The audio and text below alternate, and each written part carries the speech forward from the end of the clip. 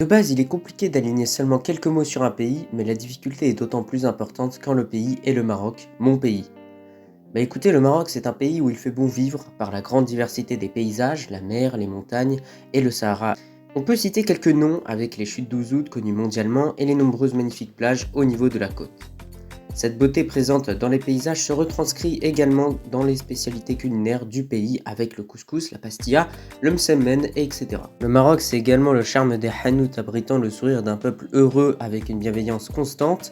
De plus, le Maroc, c'est un pays en développement constant en Afrique, permettant ainsi au pays d'être un des pays les plus développés en Afrique. Mais ce développement est constatable dans le sport avec plusieurs grands noms dans différents sports, Badr Hari, Hicham El Garouj, Mustapha Hadji, Saïd Aouita, Ben Baraka qui a d'ailleurs reçu les éloges de Pelé, je cite « Si je suis le roi du football, alors Ben Baraka en est le dieu ». Cette citation montre à quel point le football a pris beaucoup d'ampleur au Maroc. Le Maroc est un pays de football, que ce soit dans les chaleureuses petites rues de Rabat ou bien dans le stade Mohamed V, et le football prendra encore plus d'importance en 2022 parce que les Marocains sont au Qatar avec la détermination d'effacer les déceptions de ces dernières années concernant les compétitions continentales ou internationales. Le Maroc peut-il nous surprendre dans cette Coupe du Monde 2022 ? À suivre. Bonjour à tous et je suis très heureux de vous retrouver pour un nouvel épisode de l'Avance CDM. Aujourd'hui on va s'intéresser au Maroc, du coup équipe qui a beaucoup d'ambition pour cette Coupe du Monde 2022 avec notamment l'arrivée de Walid Regragui qui a fait beaucoup de bien à l'équipe et cela nous permet de dire que le Maroc peut prétendre à une place en huitième de finale. Bien évidemment, juste avant qu'on commence avec cet épisode de l'Avance CDM, voilà, vraiment je suis chaud, ça fait vraiment un moment que vous attendez cet épisode et en tout cas je m'empresse de parler de notre équipe nationale vis-à-vis de la qualification, vis-à-vis de l'effectif, de la composition, vis-à-vis du groupe, où placer le Maroc dans ce groupe-là et ensuite mon pronostic final. Juste avant ça, justement, abonnez-vous, likez et commentez et on va directement commencer.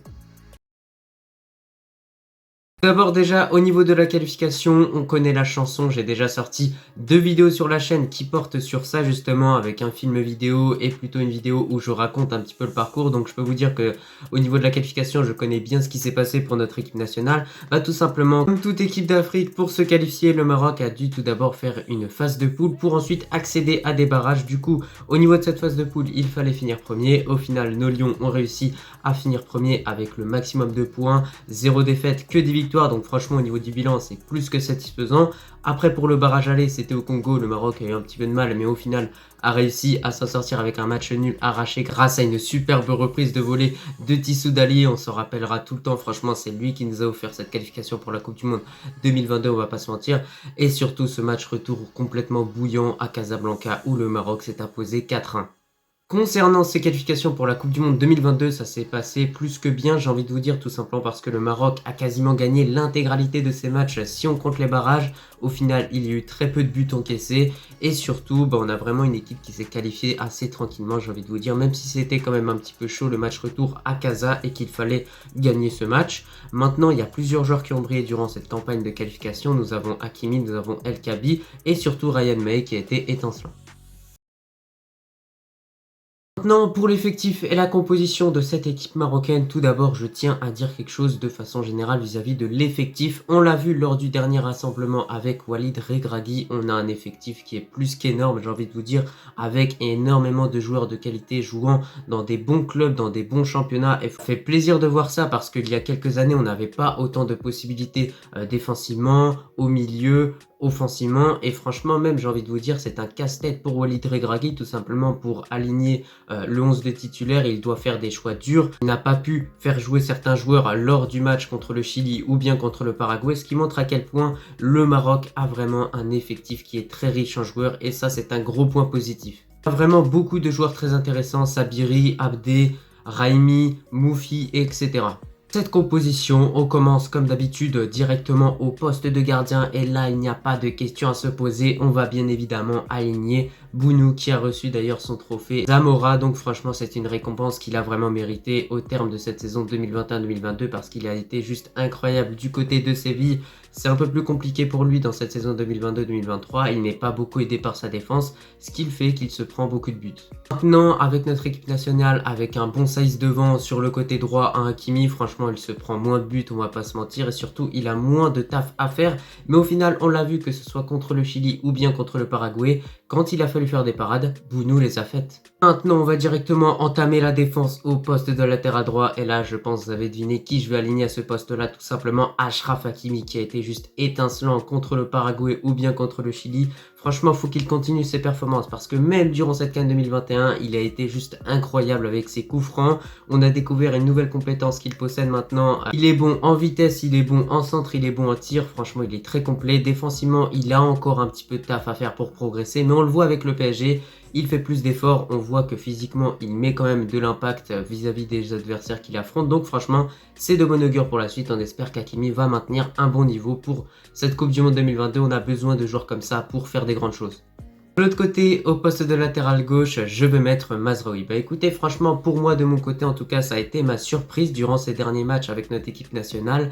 Il a sorti des performances plus que convaincantes, alors qu'au final, de base, c'est un latéral droit. Il faut quand même le dire, au final, il est droitier, il joue à gauche, mais franchement, il a sorti une performance qui a été incroyable contre le Chili et incroyable contre le Paraguay. Il était là dans les impacts.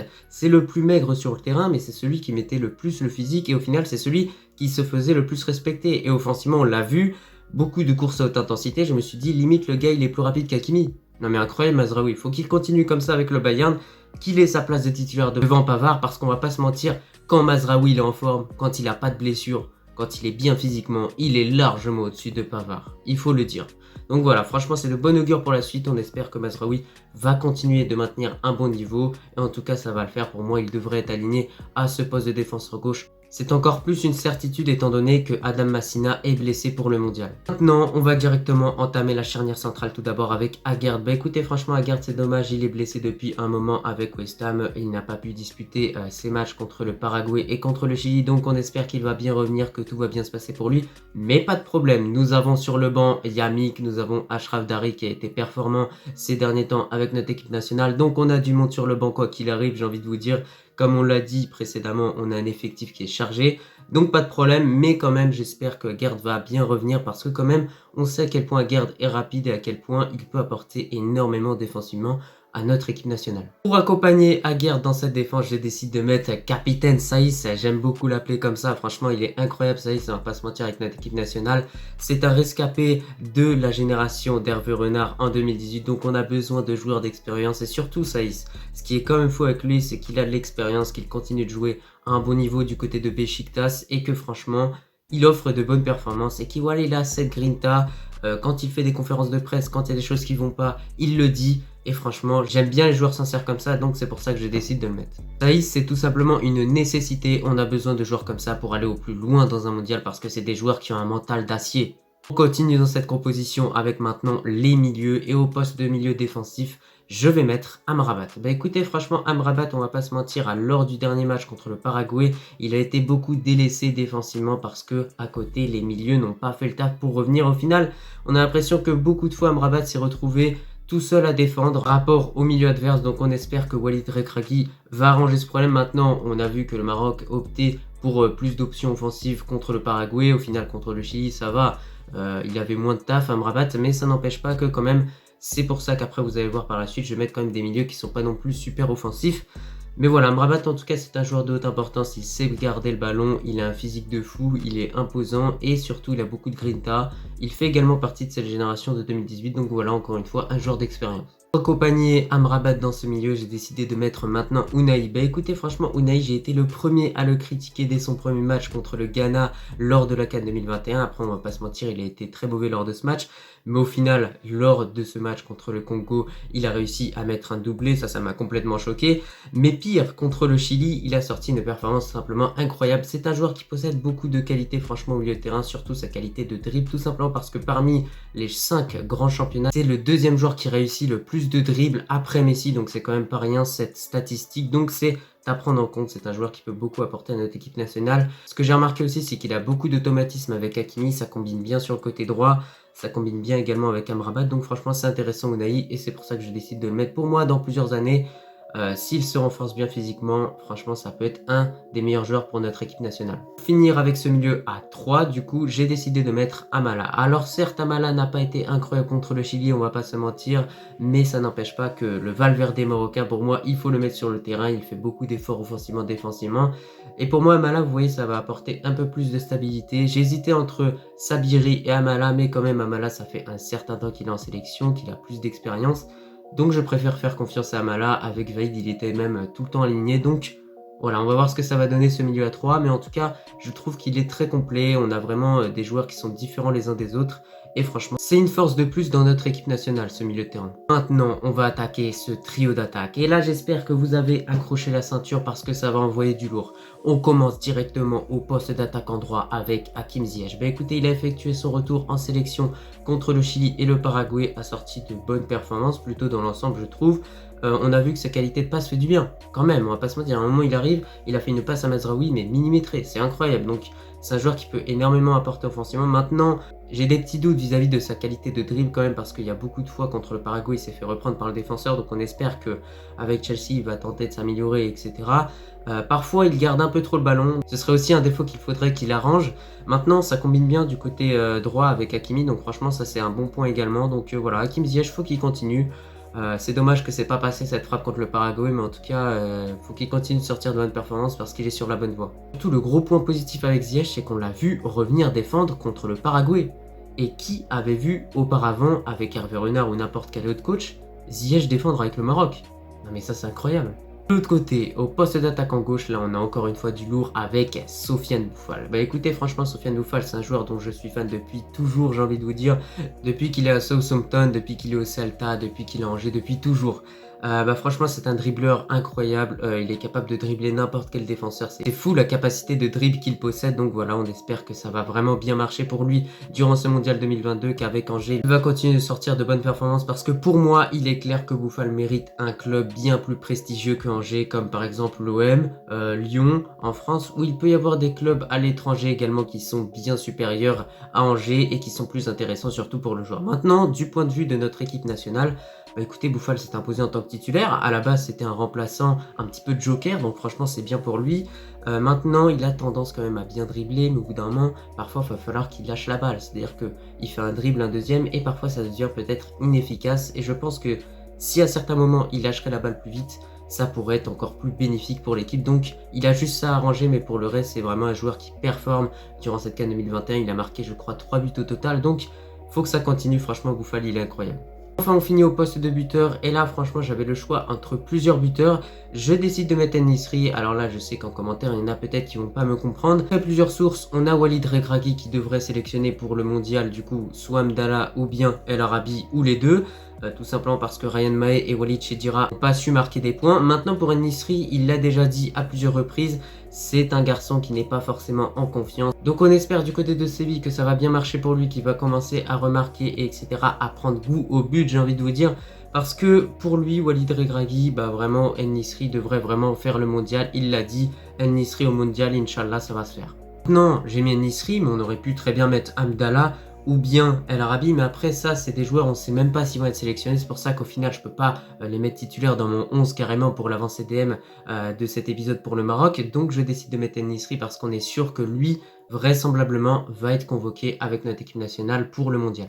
Écoutez, pour un petit peu débriefer notre composition, moi je trouve que franchement elle est incroyable par rapport à d'autres équipes dans le groupe. On a une meilleure composition au niveau de l'effectif, au niveau de la qualité des joueurs.